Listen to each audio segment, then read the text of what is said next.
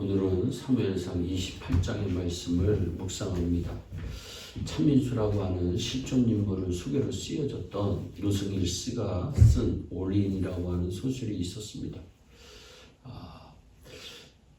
다른 환경에서 태어난 두 주인공이 각기 다른 파란만장한 삶의 과정을 거쳐 마침내 삶의 전부를 걸고 최후의 승부를 벌인다는 이야기입니다. 그런데 이 올인이라고 하는 말은 도박할 때 사용하는 용어로서 모든 것을 다 준다고 하는 의미가 있습니다. 대박이 난 드라마입니다. 저는 이 단어가 우리의 신앙에도 적용할 수 있다고 생각합니다. 신앙생활이란 하나님께 올인하는 것이라고 말씀드릴 수 있습니다. 눈에는 아무 증거하니 보여도 귀에는 아무 들리는 것이 없어도 손에는 아무 잡히는 것 없어도 하나님을 신뢰하고 하나님을 의지하며 살아가는 사람은 하나님께 올인한 사람입니다. 그러나 아무리 오랫동안 교회에 출석하고 여러 가지 직분을 받았다 할지라도 하나님을 의지하지 않고 자신의 방법대로 살아가는 사람은 하나님께 올인한 사람이 아닙니다. 저는 이 시간에 세상의 방법을 추구했던 사람과 하나님께 올인했던 사람 두 사람을 소개하고자 합니다. 먼저 세상의 방법을 추구했던 사람, 그 사람은 이스라엘의 초대 왕이었던 사울 왕입니다. 28장의 말씀을 보면 그의 인생에 위기가 찾아옵니다. 영적 지도자 사무엘이 죽었습니다. 거기다 블레셋 군대가 몰려와 수넴에 진을 치고 있었습니다. 사울 왕은 두려워했습니다. 얼마나 그가 두려워했는지 5절 말씀에는 사울이 블레셋 사람의 군대를 보고 두려워서 그 마음이 크게 떨렸다고 표현하고 있습니다. 완전히 중무장을 한 블레셋 군대를 보고 하나님을 찾았지만 하나님으로부터 아무런 응답을 받지 못했습니다. 그때 사울은 어떻게 행동했습니까?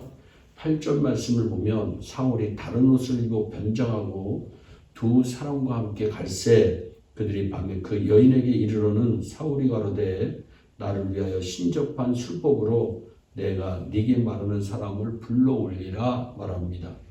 여기에서 우리가 눈여겨보아야 할 두 개의 단어가 있습니다. 변장하고라는 단어와 밤에라고 하는 단어입니다.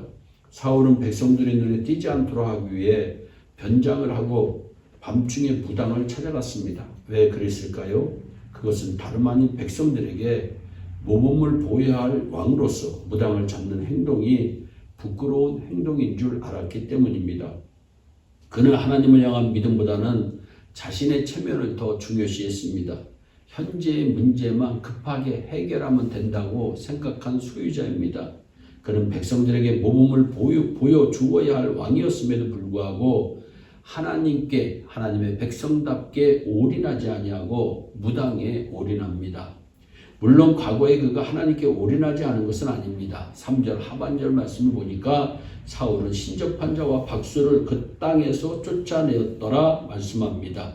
사울은 나름대로 하나님께 올인하려고 약간의 노력을 합니다. 앞으로 하나님께 싫어하시는 우상 숭배를 하지 않겠다. 하나님만을 의지하며 살겠다는 마음으로 무당을 쫓아냅니다. 그러나 무서운 블레셋 군대가 쳐들어오자 그의 마음이 바뀝니다. 평안할 때는 무당을 쫓아내고 하나님께 올인했지만 어려움이 닥치자 하나님을 멀리하고 무당에게 올인합니다. 무당을 의지합니다. 그는 양다리 걸치는 신앙의 사람이었습니다. 화난 데나세는 무당을 쫓아내었지만 밤에는 자신이 쫓아낸 무당을 찾아갑니다. 그는 낮과 밤이 전혀 다른 이중적인 신앙생활을 한 것입니다. 그는 진정으로 하나님께 올인한 사람이 아니었습니다. 겉으로 올인한 것처럼 보였을 뿐 진정으로 그의 모든 삶을 하나님께 올인하지 않습니다. 그러나 하나님과 무당 사이에서 줄타기를 한 것입니다. 우리가 하나님께 올인할 때 하나님께서는 우리의 인생을 책임져 주실 줄 믿으시기 바랍니다. 잘 풀릴 때나 잘 풀리지 않을 때, 즐거울 때나 슬플 때, 형통할 때나 고난당할 때 변함없이 항상 하나님께 올인하는 사람을 하나님께서 책임져 주실 줄로 믿습니다. 결국 무당의 인도를 받으려 했던 사울의 인생은 무서운 실패를 맛봅니다. 상황이 바꾸기는커녕 오히려 더 악화됩니다. 사무엘상 31장 말씀을 보면 처참하게 무너지는 사울과 그의 가족을 봅니다. 특별히 31장 6절에는 이렇게 기록합니다. 사울과 그 세 아들과 병기든 자와 그의 모든 사람이 다 그날에 함께 죽었더라. 한 가문이 망합니다. 하루에 아버지와 아들 셋이 다 죽습니다. 하나님께 그러나 올인했던 사람, 그 사람은 다윗이라고 하는 사람입니다. 다윗은 해바라기가 항상 해를 바라보는 것처럼 하나님을 바라보며 살았던 분입니다. 무당을 찾은 것이 아니라 하나님을 찾습니다. 그는 주바라기였습니다. 하나님을 의지하고 하나님께 올인한 다윗은 비참한 최후를 맞이했던 사울과 달리 승리의 기쁨을 맛봅니다. 다윗은 승리했을 뿐 아니라 그 승리를 여러 사람과 함께 나누는 축복 또한 경험합니다. 축복의 통로가 된 것입니다. 이처럼 하나님께 올인하는 사람은 하나님께서 주시는 승리의 기쁨을 경험하게 될 줄로 믿습니다. 극한 절망과 어려움 속에서도 다윗처럼 우리가 하나님께 올인한다면 마침내 회복과 넘치는 축복을 경험하게 될 줄로 믿습니다. 멕시코 대통령이 기자회견을 하면서 자기 나라는 못 사는데 반해 이웃하고 있는 미국은 잘 살게 된 이유를 기자들에게 이야기한 적이 있습니다. 미국은 총교도들이 G.O.D 하나님을 찾아왔고 자기들은 골드 G.O.LD를 찾아왔다는 것입니다. 사실 갓과 골드의 영어 글자를 보면 비슷합니다. 갓에 L이라고 하는 스펠링 하나 더 얹어 있는 것이 골드입니다. 골드를 찾았던 멕시코는 골드도 놓치고 하나님 갓도 놓친 데 반해 하나님 갓을 찾았던 미국은 갓도 찾고 골드도 찾게 되었다고 멕시코 대통령이 얘기합니다. 무슨 말입니까? 갓 G.O.D에 올인하면 갓 하나님도 놓치지 않으면서 골드도 얻을 수 있지만 골드에 올인하면 골드도 얻지 못하고 하나님도 놓친다고 하는 이야기를 설명한 것이라고 저는 생각합니다. 여러분 기억하세요. 골드에 올인하면 실패합니다. 사울처럼 세상에 올인하면 실패합니다. 그러나 하나님께 다윗처럼 올인하면 결코 실패 보지 않는 줄로 믿습니다.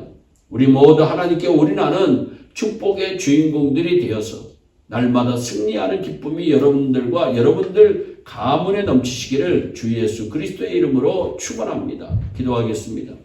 사랑의 하나님 참 감사합니다.